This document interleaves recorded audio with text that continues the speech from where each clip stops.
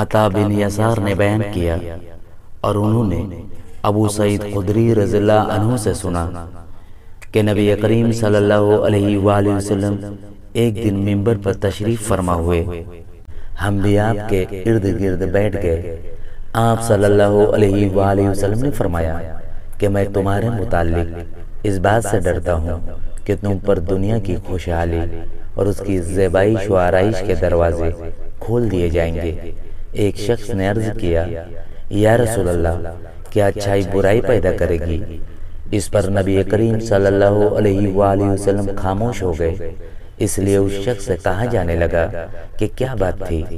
تم نے نبی کریم صلی اللہ علیہ وآلہ وسلم سے ایک بات پوچھی، لیکن حضور صلی اللہ علیہ وآلہ وسلم تم سے بات نہیں کرتے۔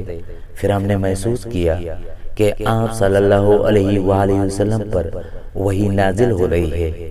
بیان کیا کہ پھر حضور صلی اللہ علیہ وآلہ وسلم نے پسینہ صاف کیا جو وحی نازل ہوتے وقت آپ کو آنے لگتا تھا۔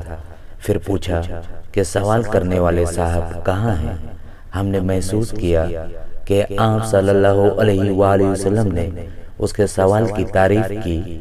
پھر آپ صلی اللہ علیہ وآلہ وسلم نے فرمایا کہ اچھائی برائی نہیں پیدا کرتی، مگر بے موقع استعمال سے برائی پیدا ہوتی ہے، کیونکہ موسم بہار میں بعض ایسی گھاس بھی اگتی ہے جو جان لیوا یا تکلیف دہ ثابت ہوتی ہے۔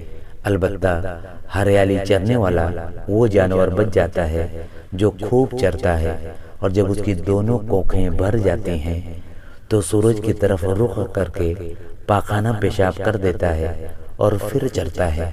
اسی طرح یہ مال و دولت بھی ایک خوشگوار سبزہ زار ہے، اور مسلمان کا وہ مال کتنا عمدہ ہے جو مسکین، یتیم اور مسافر کو دیا جائے، یا جس طرح نبی کریم صلی اللہ علیہ وآلہ وسلم نے ارشاد فرمایا، ہاں اگر کوئی شخص زکوٰۃ حقدار ہونے کے بغیر لیتا ہے تو اس کی مثال ایسے شخص کی سی ہے جو کھاتا ہے لیکن اس کا پیٹ نہیں بھرتا، اور قیامت کے دن یہ مال اس کے خلاف گواہ ہوگا۔